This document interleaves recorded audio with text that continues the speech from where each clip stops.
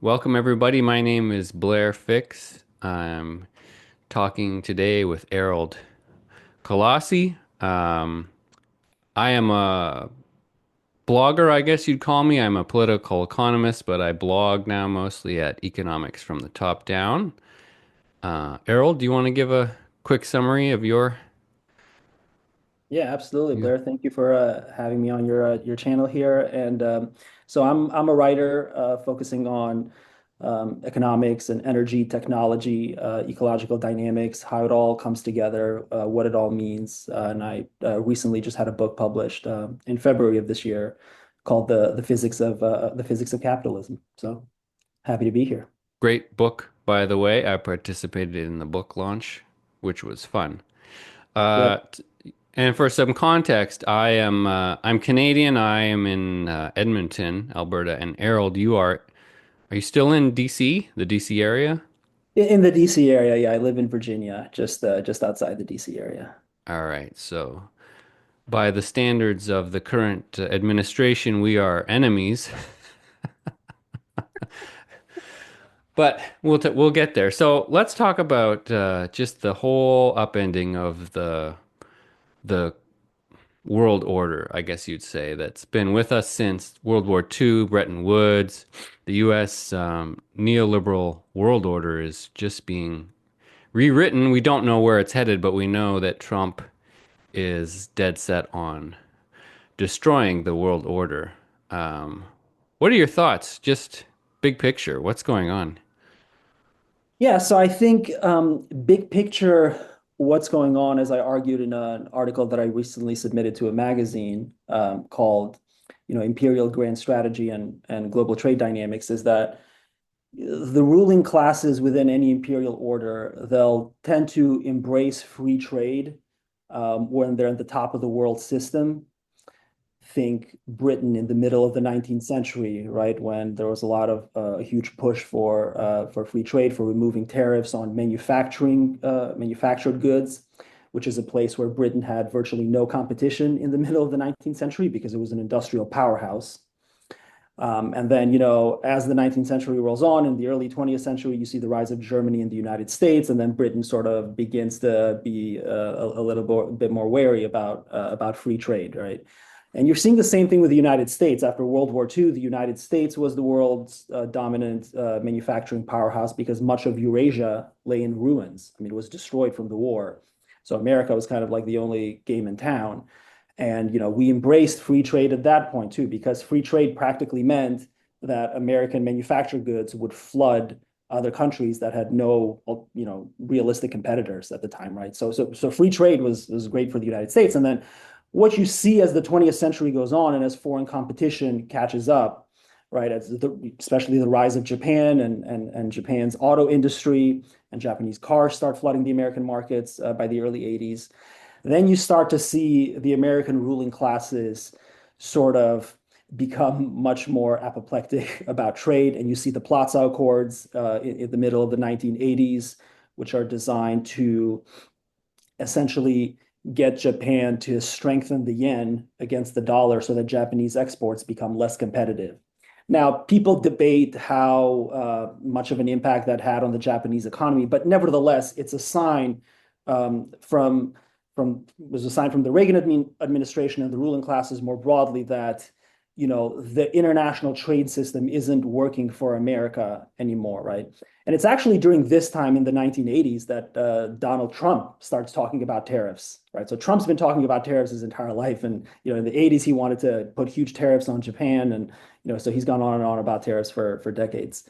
Um, so then the funny thing that happens is in the 90s, you see Japan go away from the picture, right? So Japan has an asset bubble, and then the 90s is the lost decade and all that. And so the Japan moves away as a competitor, and Washington and the Soviet Union collapses as well, right? Hmm. So now this is like the apex of the neoliberal order. This is where we get NAFTA from Bill Clinton, and you Hmm. see a lot of the offshoring of manufacturing to places like Mexico and things like that, and Canada and other places. In 2001, China is admitted to the World Trade Organization, again, largely because the United States accepts its admission, right? So you have this brief window where the United States kind of misjudges, in effect, if you will, the moment after the Cold War. The opinion in the 90s and the 2000s was that the great winner of the Cold War was the United States and the West. But I think as time has rolled on, it has become apparent that the real winner of the end of the Cold War was China. And so once China becomes this dominant manufacturing powerhouse, producing 55% of the world's steel and 55% of the world's aluminum and 80% of the world's solar panels and over 60% of the world's electric vehicles, a third of the world's manufacturing output, consumes 30% of the world's energy. Hmm. Just insane, right? Just insane numbers that have, even with Britain in the middle of the 19th century, you don't have some of these parallels in a way Yeah, so dominant. that's a great point. This is something that I've written about. Economists will almost always look at hegemony in terms of GDP. And you and I both agree that this isn't a very good number. And I think we agree that energy is much more revealing. Um, I have a post coming out. I don't know when it'll be done, but basically the energy picture, if you look at the US's share of world energy consumption, it's a bell curve. We're now steeply on the declining side of empire, and China, it has now surpassed what it was, I think around 2010 when China surpassed US total energy consumption. So there's no doubt that China's on the rise, and as much you can just see it now in politics. Um, China is just kind of shrugging, like with this trade war. Like they know that they have the winning position. They just don't care. But let's back up again a bit because there's some history to tease out here with free trade, which is, I think, not well known. Which is that free trade is a position usually pushed by empires or empires, if you like, or just dominant countries. So the U.S. Backing up a Britain at the turn of the 20th century was the dominant power, and it was pushing free trade across the world. And so that there's a book written by a Korean economist called I think it's called "Kicking Away the Ladder," and it's basically about how um, dominant countries push free trade when it's beneficial to them, and then when it's not, they pull up the ladder and use protectionism. So this is not what the U.S. is doing now is not new, is it? No, no, absolutely not. It's not new. It's predictable. It's and where I was going with my story is, yeah, after China's admission into the WTO in 2001, and the incredible flooding of Chinese goods that happened and the offshoring of jobs and manufacturing, then Obama comes in, has the pivot to Asia, imposes tariffs on Chinese tires as early as 2009. And then Trump comes in and imposes a lot more tariffs and starts, a trade war, which goes nowhere. And we can talk about why these trade wars against China go nowhere and why it's almost impossible to beat China in a trade war once you understand the true extent of their industrial domination. So Trump comes in, then Biden comes in.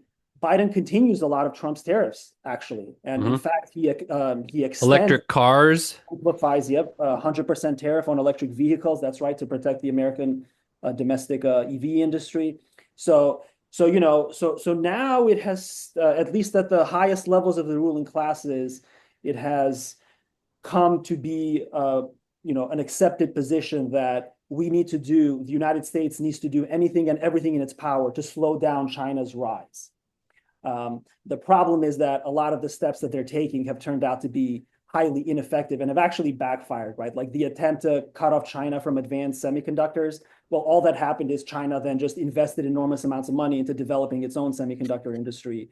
And now, Huawei is about to release chips that are as advanced as NVIDIA's last generation AI chips, right? And then pretty soon they're going to catch up to the current generation. So that's sort of what you've seen. A lot of our moves against China have backfired, and again, the fundamental problem is that China's industrial domination is so extensive, it's really difficult to outmaneuver it in a trade war. So let me pause right there and get your take on that. But yeah, there's many Well, I fascinating. my take is in the grand scheme of history, is there empires tend to have this rise and fall pattern, all of them going back to Rome or even before that. And I'm not aware of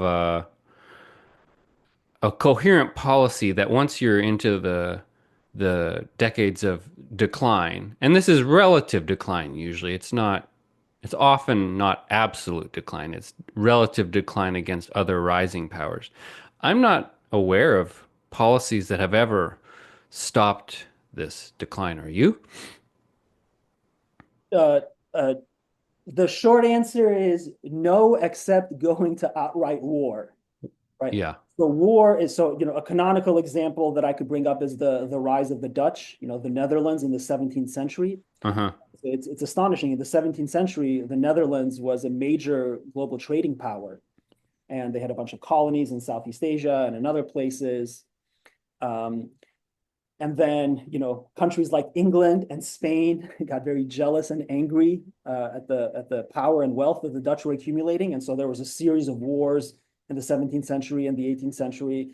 And those wars, ultimately did their job, and the Netherlands, kind of went away in terms of relative power, as you were Mm. mentioning, right? That's so important to emphasize that relative power. Um, and so you can have examples like that where you can try to go to outright war to stop a Hmm.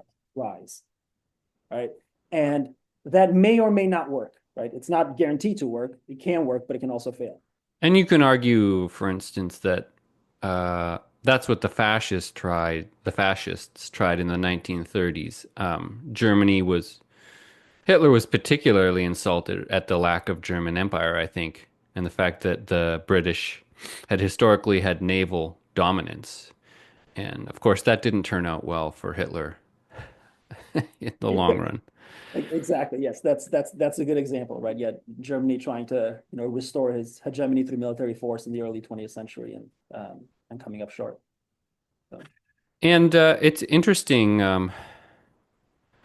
So Donald Trump, I don't think we can agree that Donald Trump doesn't have any coherent plans other than he loves tariffs, and yet he is all over the map, rolling them out, rolling them back, and it's very clear that he is still beholden to capital. If when the stock market collapses, you know, or looks like it's going to collapse, he immediately reverses course. And so this is not, I mean, this is anybody who pays attention knows that this is not unexpected. But it's interesting to me because it brings up from as a leftist. I'm always wondering why it's not a leftist position to be celebrating that the stock market is in control of things, and so that's why I'm a bit. Why do you think that even on the left, people are pointing to the stock market and celebrating that when stock market goes down, Trump reverses course on these tariffs or pulls back a bit? yeah, so I mean, I think there are many complicated dimensions to that question. I think part of it is that, if you're opposed to the incumbent administration, you will kind of celebrate any mishaps or misfortunes that they have, right? So if, you don't like a particular policy, like, hey, Trump is putting tariffs on all countries around the world and starting a trade war against all countries around the world, and then, the stock market crashes and then he reverses. Um, and it was because of that. It was also because of the bond markets that was bond Hmm. yields rising. I think that spooked the ruling classes, and eventually got back to Trump that, hey, that could threaten the dominance of the dollar. Hmm. uh, and that's like the one thing that America doesn't want to lose, right? That dollar dominance. So part of it is just celebrating any incumbent administration's mishaps, right? Hmm. But I think in a broader sense, what you've seen in the American economy over the last few decades is a wave of hyper financialization. And that means a lot of things, but one thing it means is that just like a lot more money, whether it's, corporate profits, whether it's money from individual investors, is just going into speculation in the stock market. Hmm. Right? going into the stock market. It's going to the options market. And that's especially true since the COVID pandemic, when we had, $6 trillion of fresh liquidity that was injected into the American economy. So much of that money went into financial speculation, right? So you had a massive boom in the options market, for example, right? You had skyrocketing stock prices through 2021. You had a lot of financial speculation, and a lot of people are tied into it, right? So most Americans, over about 60% of American adults have some kind of money in the stock market. Now that implies that about 40% don't have any. And almost half of Americans have no 401ks at all, right? So 401ks Yeah. are retirement Well, accounts. that's a good thing to get. That's a good segue because you've written about pensions and their relation to the stock market.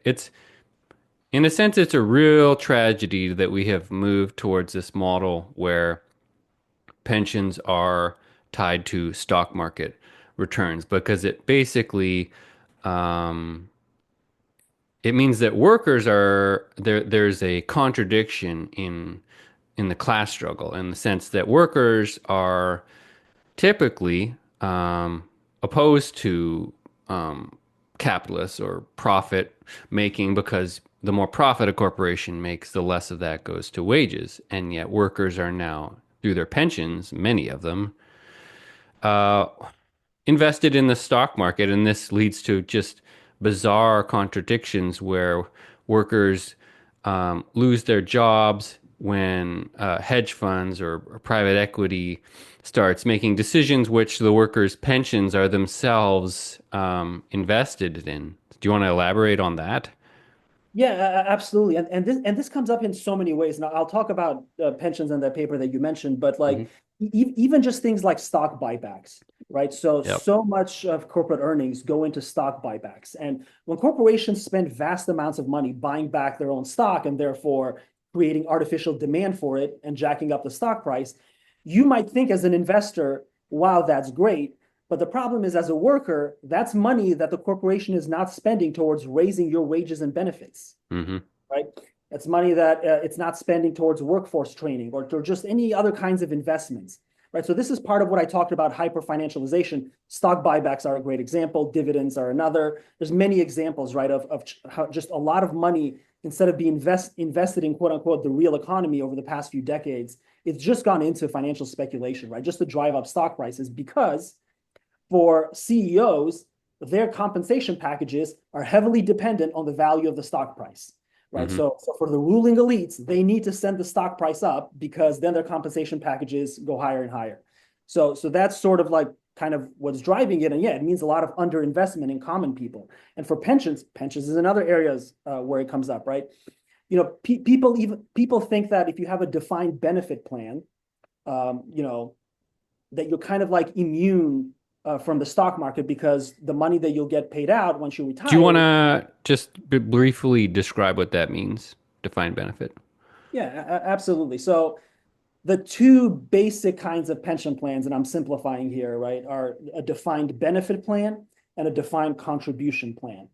So in a defined benefit plan, you make contributions, right, regular percentages of your salary to a pension system. And then once you retire, you get some kind of monthly pension amount that is defined according to a literal mathematical formula, right? So in other words, hey, if I contribute for this many years and this amount, I'm going to get this much money in retirement, right? It's defined, it's guaranteed. Hmm. In a defined contribution plan, you're also making, regular contributions which come out of your salary, but now they're in effect going into an investment account, right? And so the account is invested in the stock market, and Hmm. depending on how you set it up, it can be invested in different ways. I'm not going to get into that, but so the point is it's invested in the stock market. And so now your payout when you retire will depend on the performance of your investment account over time. So there's no guarantee anymore that you're going to get a certain amount of money. You could be doing well right up until you retire, and then the stock market could crash 40% on you, Hmm. right, in a few months, and then you've just lost out on so much money that you were expecting, right? So that's the kind of at a high level the basic difference between the two of them. And the point that I was making is that even in defined benefit plans, which a lot of state and local government workers here in the United States have, right? So like firefighters, teachers, think people Hmm. like that.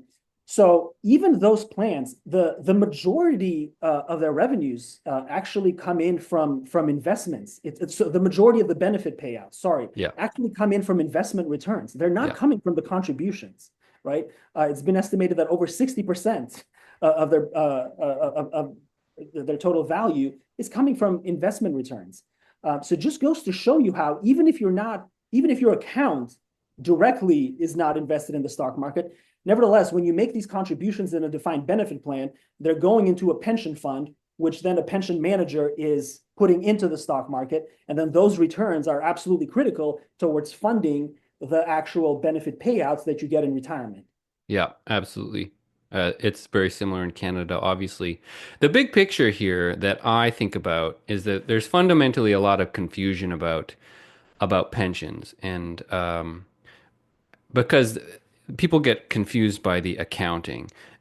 Some forms of pensions, like Social Security in the US and also just old age pension in Canada, that's called, they're just pay as you go. And what that means is that the federal government just pays its obligations, its pension obligations out of its current operating budget. And uh, versus the pensions we were just talking about, where people pay into accounts and that savings, wherever it's invested, builds over time. But the reality, never mind the accounting, the physical reality is that all pensions are pay as you go, in the sense that whoever is alive today is supporting through their work the people who are retired. There's no other option, right? We don't set aside a stockpile of resources and say these resources are only for retired people. So what is kind of confusing is that we have different ways of accounting for how we're going to allot these resources. And in my mind, the government pay as you go is more honest, because it literally says the people who are alive today working, we're supporting the people who are retired. And so there's no reason in principle to have pensions related to the stock market. So we know this from the Social Security. But these are social decisions that we've made to have pensions invest in the stock market.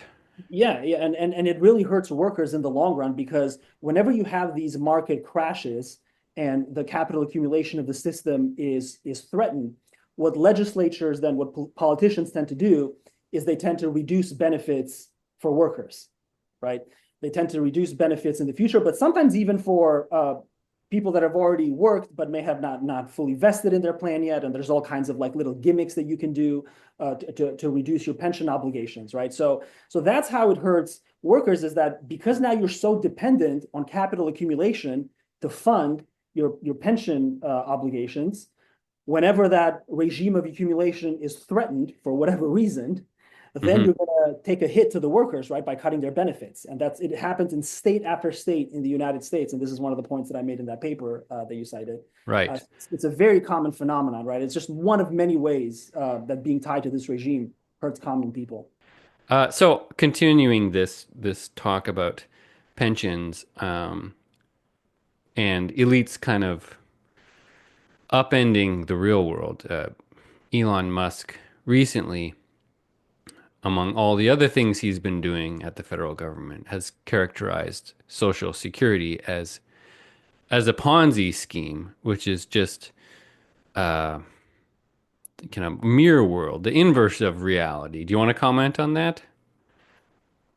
Yeah, I mean, well, where to begin with such a profoundly stupid statement, right? But I think the issue is, you know, Social Security, like you said, is a pay-as-you-go system. And it's been well financed and working very well now for almost a century. I mean, so clearly history shows that it can work well and provide vital income for people in retirement, right? I mean, it's responsible for keeping so many elderly citizens out of poverty. I Hmm. mean, poverty rate in this country would be so much higher without Social Security benefits. So it's an absolutely vital lifeline for millions and millions and millions of people out there. And there are always worries on the right about how it's unsustainable, about how it's, going to crash in any given moment. You might have seen estimates that like it's going to run out of money by 2034, right? So these kinds of numbers and this kinds of, alarmism has been around Social Security for a while, right? So people have said it was going to run out of money a long time ago, and it still hasn't run out of money. And because always what happens is that the political system, understanding how important it is, finds ways to fund it. So, for example, to just give you just an obvious example, if you just Social Security right now, the tax that you pay on it, the amount of salary is capped, right? So you only pay, 6.2% of your first $170,000 or so. This That is means you're talking about payroll tax. that's right, the payroll tax, right? So that means if you're someone in America making, $500,000, the vast majority of your salary isn't subject to Social Security tax at all, right? So one super easy thing you can do to keep Social Security solvent for decades and decades is just to raise that cap, just to take it from like 170 to like, I don't know, $300,000. Just doing something silly like that and mechanically very easy. Politically, it's a separate issue, but mechanically, it's Hmm. very easy to do. That would keep the system funded through the end of the century, right? What do I mean by that? What I mean is once you do something like that, the contributions that you would be bringing in every year would be higher than the benefits that you would need to pay for decades on end. Hmm. And you could even do other plans. You could say, hey, for anybody making over $500,000, your payroll tax is actually going to be higher than 6.2%. It's going to be 10%, you know? Hmm. Um, so there's so many things like that. There's so many proposals and studies. So Yeah. it's very easy to keep funding, right? But I think part of the reason for the hysteria on the right is sort of the underlying class struggle and the desire to make the government seem incompetent, Oh, so well, that there's so lots that to talk workers, about there. yeah, But well, while yeah, we're yeah, on the topic of contributions to payroll tax, a couple years ago, um, I have done quite a bit of research on CEO pay, and one of the things I went down a rabbit hole of first of all how to quantify CEO pay because there's various databases and they have different ways of basically quantifying capital gains on their um, stock options. But we don't need to talk about that. But what I learned was that these are basically accounting games. Why do CEOs prefer to take stock options versus just paying themselves that much more in a salary? And it basically comes down to taxes, the tax burden on capital gains.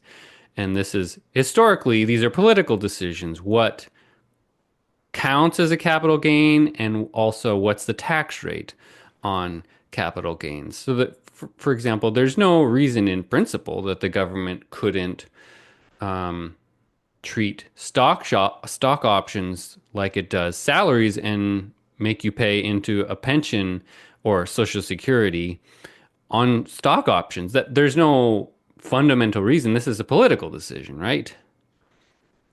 yeah. No, I mean, you're absolutely right, and there's, you know, we often talk about the regime of capital accumulation, and one of the things that strongly supports that is the underlying tax regime, right, which is fundamentally geared towards benefiting the wealthy. So you mentioned capital gains, for example. So, right, so for those who don't know, you pay a capital gains tax once you actually sell the asset and make a profit, right? But as long as you're holding on to the asset and it's gaining value, you don't have to pay any taxes on that at all. And the reason why that matters for the ultra wealthy is because the way they actually finance their lifestyles, the way they do anything, is they take out loans, massive Hmm. loans, or credit lines from the private banking system, and then they use their assets as collateral to cover those loans. Exactly. This is what Elon did with Twitter. He didn't Yeah. sell any of his Tesla stock to buy Twitter. He just took out loans on his Twitter or on his Tesla equity.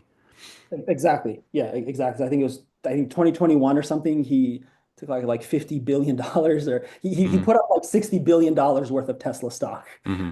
something for like to a lender. So this happens often among the rich. It's how they finance their lifestyle. And then That's why on most years you see people like Jeff Bezos or Elon Musk not pay any taxes at all. It's because they don't have any capital gains, but they're borrowing money. And then eventually in certain years, they have to pay back some of the money that they borrowed. And so then they'll sell Hmm. some of their assets. And then you see like in that year they paid some taxes, right? But for the most part, yeah, they're allowed to get away like scot-free without paying any taxes on most years.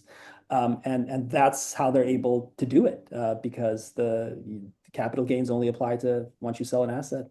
Yeah, Anyway, a lot we could say about that, but there it's just is. an It's a example of huge topic. Well, let's maybe get back to Trump because I think going into the second Trump administration, a lot of people on the in the business world and the were pro-Trump because they thought he would basically be a classic Republican candidate, more or less like he was in his first term. If you look, he has a lot of bluster and rhetoric, but if you set that aside and look what he actually did in his first term, there was really only one policy achievement, which was tax cuts for the rich, right? Which is classic Republican maneuver, exactly what the wealthy want. And they kind of thought that his second term would be more of the same, which so far it's been much different. So what I think people on the right, the elite right, didn't anticipate is this tariff regime, but also his attack on government. So let's talk about that because how would you characterize what he's doing to the federal government right now with Doge? Yeah, when it comes to Trump, I always feel like there are, two theories, right? One theory is that like he's a mastermind who's trying to create something new, and that's what the tariffs are all about. That's what reorganizing the government are all about. And then another theory on Trump has always been, well, he's more like a bumbling fool. He doesn't really know what he's doing. He kind of just like rolls over from crisis to crisis and goes off the latest media cycle, and that's how he makes policy decisions. Hmm. Um, and it's, you know, I think my view on Trump has always been somewhere in the middle of those two things. I don't think he's a mastermind, and I think that the tariff crisis that he started kind of shows that because he started off with bluster, like he had a vision. I'm going to start a trade war against the whole world to reorganize the world trading system. And as though the gains would be instantaneous. The gains would be instantaneous. And this is what people like Yanis Varoufakis said that, Trump has a coherent plan. And then the moment the heat started coming in, he backpedaled on a lot of his tariff strategy, right? So he eliminated a lot of tariffs. Even in the tariffs against China, which still stand, there are huge exemptions, right? So electronics, laptops, Apple, right? Apple yeah, got all its yeah, products iPhones. exempted, right? So just massive exemptions, right? So, then you see something like that, and then you might go to the other extreme and say, well, no, he's actually a bumbling idiot. He doesn't know what he's doing. And it's one of those things. Like I said, the truth probably lies somewhere in the middle. Hmm. There somebody in his orbit might have a coherent strategy, but then Trump himself, I feel like often is his own worst enemy and trips over himself a lot. Yeah. But Well, the point going into the second Trump administration, I did not anticipate uh, Elon Musk. So that's what when I started to get scared because Trump, um, he's a con man. I think that's the simplest way to. He's a great con man. Whereas Elon Musk, for all his flaws, knows how to decimate a bureaucracy. And so when he started jumping into the federal government with Doge, that was something that I didn't anticipate. And a lot of people on the mainstream left, for instance, Paul Krugman, didn't get it at all. Krugman wrote that, there's not a lot of money, there's no efficiencies to be had in the federal government because most of the spending is social spending, social security, all these things where you can't make cutbacks. So the actual federal bureaucracy is a tiny portion of government spending. So there's no real money to be saved. And what Krugman totally got wrong in my mind, and what other more historically minded um, commentators got right is that this is not about saving money. This is a classic purge of the government. It's attempt to bring the bureaucracy under your control. It's political purge, and it has nothing to do with saving money. Yeah. What do you think about that? I mean, obviously, yeah, I agree with that interpretation. I think it's part of the class struggle. It's capital trying to dominate the state so that it gets what it wants out of the state. And Elon Musk did get what he wanted. He got a lot of new contracts for his companies. So as did a lot of other pro-Trumpist billionaires. So from that sense, he was he was doing the right thing. But you're absolutely right. I think ultimately it's about power and establishing your own footprint and letting people know in the government know that you're going to have no sense of independence or autonomy. I mean, this is an oligarchy at this point. Hmm. America has, for all intents and purposes, is a plutocracy, and it's been a plutocracy for a long time. I think what is different now is it's kind of coming out in the open, Hmm. with this administration, but it's not like fundamentally a lot of new things that are new. This country has been a plutocracy now for several decades. Hmm.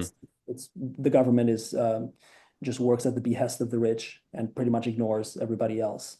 So I think now that has come very, it's become crystal clear. It's painfully out in the open, Hmm. and very tragically, it's led to layoffs, mass layoffs for many federal workers, and a lot of disruption in the federal government.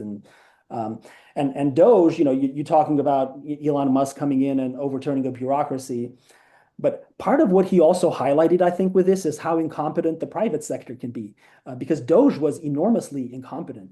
I mean, Hmm. they claimed savings, which by closing down programs, which had been closed down a couple of decades ago in many cases. It was like a program that would be closed under Bush. They said, well, we saved money by closing it, but really had gone away under Bush, under Biden, under Obama. So many of these claimed savings were just purely on paper, right? They had no substance to them, right? So it was amateur hour when they got in, right? They didn't know what they were doing. They were above their heads.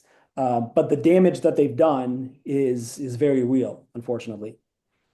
Right, and there's a sense in the big picture that it is among elites itself sabotage because on the one hand, elites are always trying to gain the upper hand, getting laws made in their favor so they can get richer. But what Trump is doing now is, in a sense, really undermining the basic belief in the rule of law, and that's kind of fundamental to capitalism. If you don't have rule of law, it kind of undermines the whole business ethos, and so that's the risk with this kind of gamble is that you get short-term gains, which of course is all corporations are ever after. But the long term, if you undermine faith in the rule of law and just business in general, you just hasten the long-term decline, I think. Yeah, well, I agree about the part about hastening the long-term decline. I think that's very true. One thing I might quibble about is that capitalists are very, I think, ambiguous to what extent they care about the rule of law, right? Hmm. It's really whatever legal regime they can control and that benefits them. I mean, German capital was very willing to work with Hitler Hmm. when he got into power in the 1930s, right? And then we all know about Volkswagen and everything else, the people's car. So capitalists are willing to toss aside a lot of laws if it will help the fundamental regime of capital accumulation, or they're willing to just rewrite and change a lot of laws, which is what they do all the time, Right. right? Because Certain types of laws. So, for instance, human rights, that sort of thing. We know from China that that doesn't particularly matter, but property rights regimes are incredibly important. I mean, that's the basis of capitalism is property rights. Um, yeah, yeah. So yes, I agree with you, but even there, it's kind of funny, right? Because if again, if dominant capital can aid its accumulation by violating the private property of other people, of course mhm. it has always done so. Whether you're talking about Right. colonialism or imperialism, or think about how much wealth was stolen from German Jews Yeah.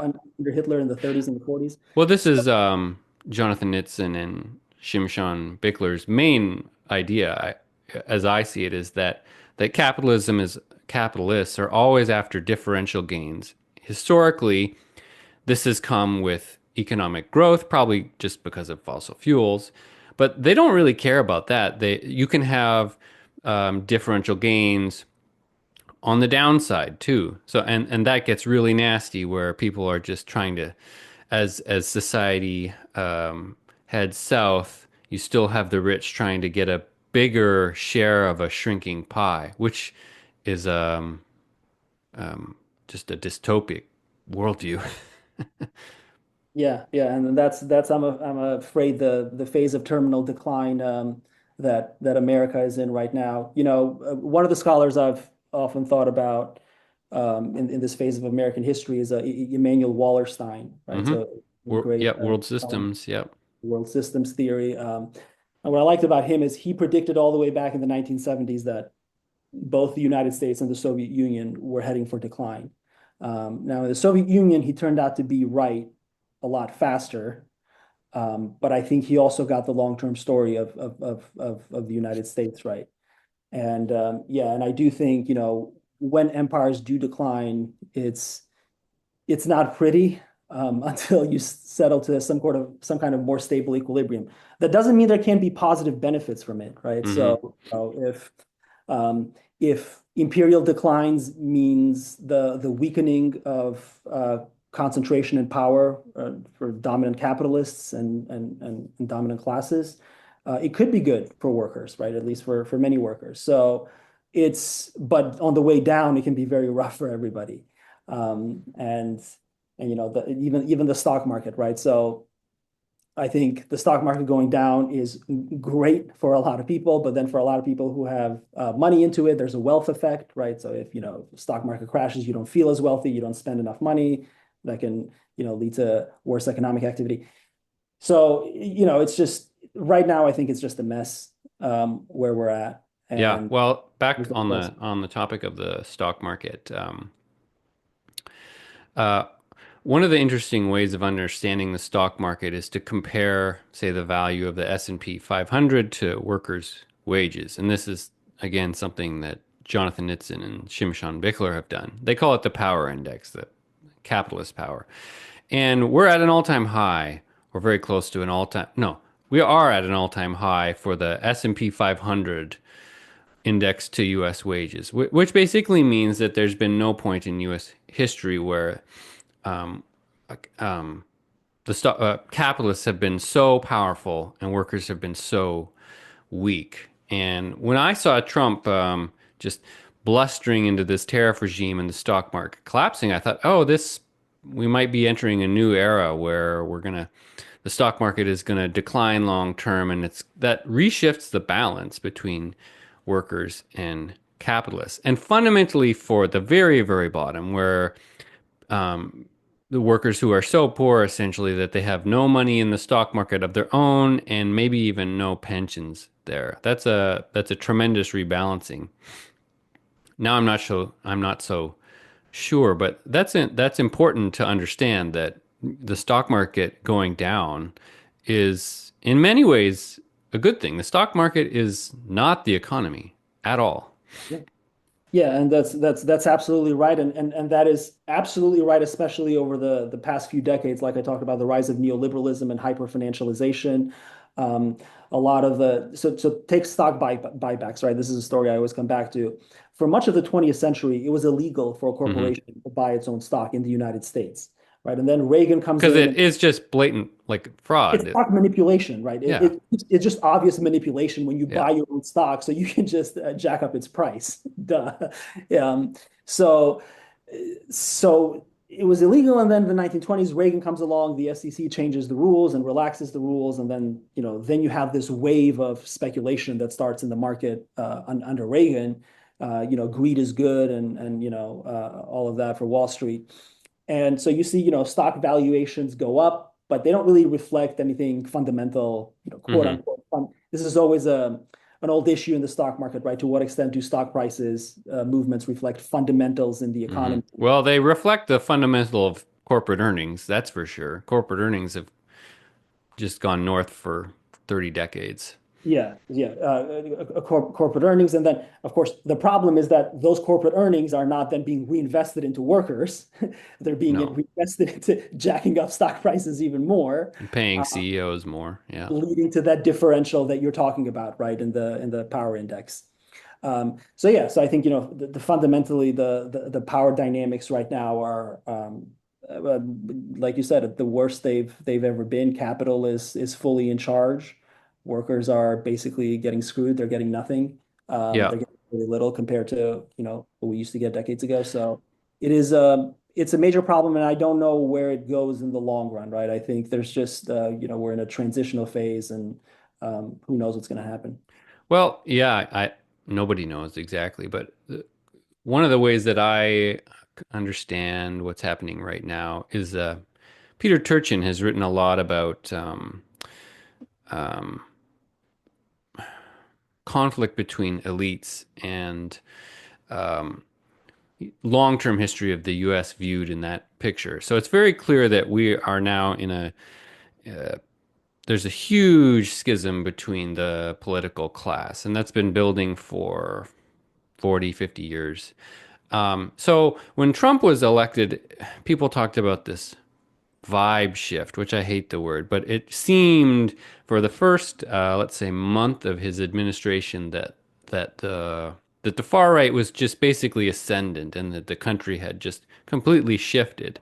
And now there's been a ton of pushback, and that doesn't seem to be true anymore. But the reality, as I see it, is that there's people are heading in both directions. So you have people moving to the far right to fascism, but you also have people moving to the farther to the left. But the problem in the US, and this is kind of just a legacy of the electoral system and the political system, is that so far the far left has been completely, almost completely shut out of government. Famously, right, Bernie Sanders, very popular candidate, ran twice for president, but the Democratic establishment basically shut him down.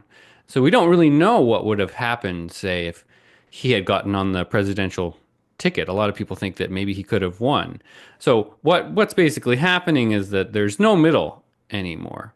You're people, and historically, it's the middle where elites govern, and there's consensus on what to do. And so now you have these huge swings between regimes, really, where not that the Biden administration was far left, but just one administration comes in and tries to completely undo what the previous one did, and these crazy swings. And that's kind of how I understand it.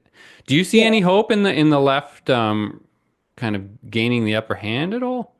Uh, no, not in the short term. If that's so, in the short term, I see no hope at all. I think the Democratic Party, by and large, is a pro-capitalist party, Hmm. and wants to banish the extreme left to whatever extent it can. Right. Whereas the Republicans, the far right, has taken over. So that's the difference. So no, I don't see any hope in the short term. I will say something interesting about America's political moment now. Um, although the political regimes going in and out of power might pursue different policies in many cases, although not in all cases, right? Like we talked about the continuity between Trump and Biden on tariffs. Hmm. So, but although there might be big differences in other areas, like climate change policies and other things, the shifts, the underlying shifts in the electorate are not actually that great in once you compare them to relative American history. So, in the 20th century, it was common for somebody like FDR or other presidents to win with 57, 60% of the popular vote, right? Hmm. Something ridiculous. So LBJ in 1964 got 61% of the popular vote, right? That doesn't happen in American politics anymore. Nobody, Hmm. nobody can get anything close to that. In the 21st century, the highest vote share was Obama, who got like 53% of the Hmm. vote in Hmm. 2008. And that's like the record in the 21st century, right? So America is very closely internally divided. I don't think there's a lot of consensus about where this country needs to go for, a lot of the electorate. People have shifting political attitudes. Hmm. Number a statistic that, 14%, something like 15% of Obama voters in Wisconsin in 2012 voted for Trump in 2016, Hmm. right? So there's a lot of, and that was critical for him winning the state like Wisconsin, where the margins were low. So the margins are very, very small across these states. People are divided. One comparable historical era where this also happened is sort of the Gilded Age in America, so the late 19th century.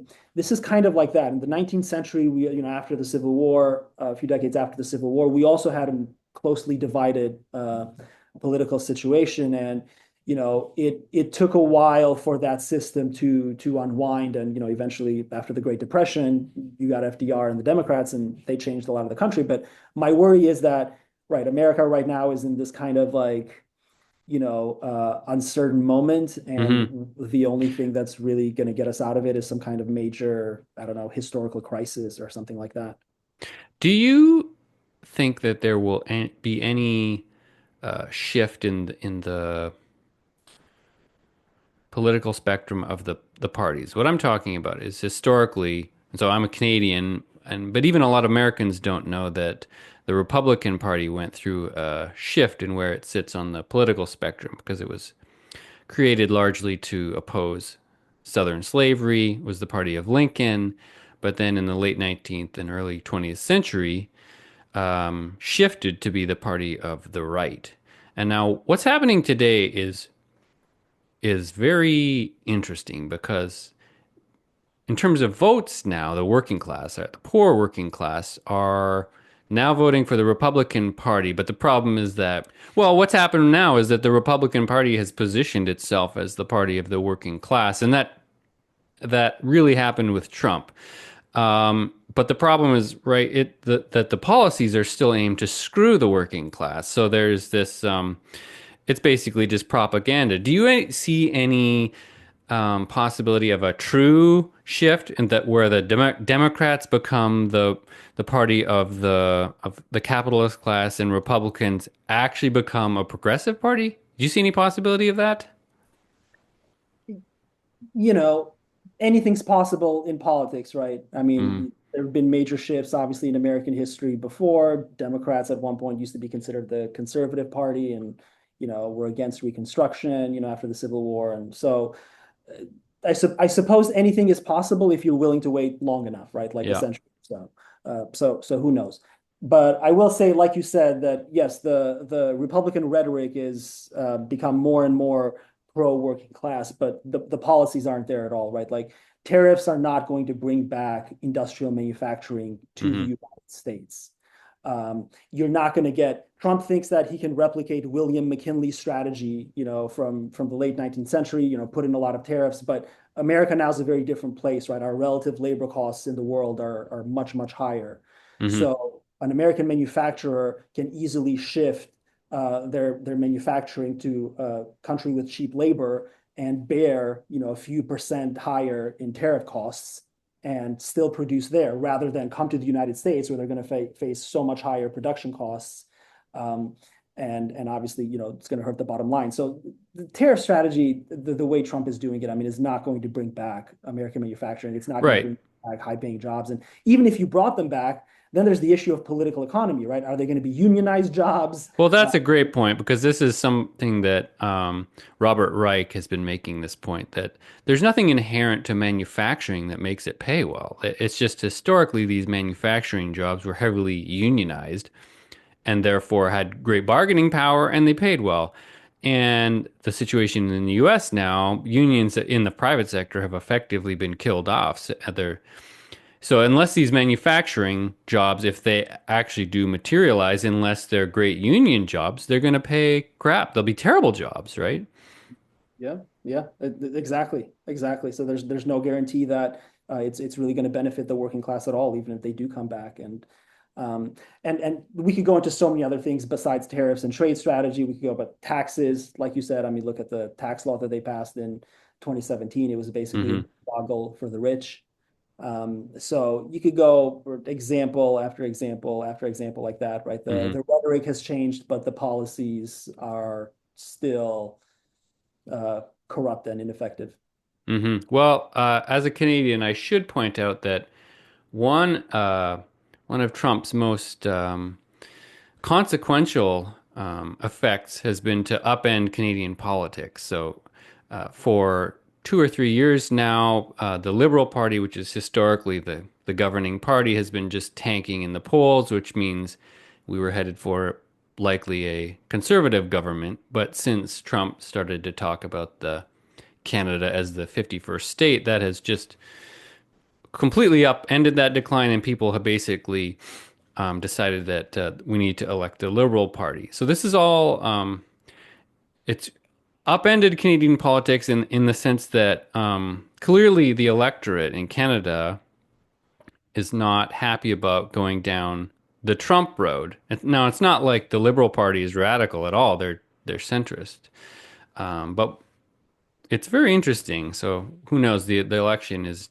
going to happen in a less than a week. But that's a concrete effect of Trump is to upend Canadian politics. And probably, what do you think about just European politics in general? Do you think you'll have a lasting effect or? We'll see, right? With Trump, it's always we'll see how far he goes. We'll see how far others let him. He's already, I think, had an effect in the sense that Europeans now want to have some greater strategic autonomy from the United States in terms of their military spending and coordination. But to what extent does it lead to like a major decoupling, strategic decoupling between the two? Hmm. Right now, I don't think there's any major signs of that. I think, Western Europe and the countries in Western Europe will still continue to be puppet regimes of the United States, more or less. But I think it's that kind of American attitude which turned off a lot of Canadians, as you said, because I know in Canada there's a lot of consternation against the Liberal government for, the cost of living crisis and the fact that housing is so expensive, and COVID made that worse, just like it did in the United States. And Hmm. you said they were about to be booted out, and then Trump gave them a lifeline when he went into issues of national sovereignty. And now, yeah, now the Liberals are looking like they're going to be competitive. Don't know if Hmm. that. Yeah, I Um, should say by abandoning some of the signature policies, one which most importantly in my mind was the capital gains tax. Um, the current Liberal government came into power, or Trudeau came into power, promising many progressive changes and promising to fight income inequality and bring in proportional representation, which would stop this problem of strategic voting, which continues to haunt many Anglophone countries, um, but did none of this, right? And so, anyway, we'll see. I think we should probably leave it there, Erald. It was great talking, and I think we should probably do it again.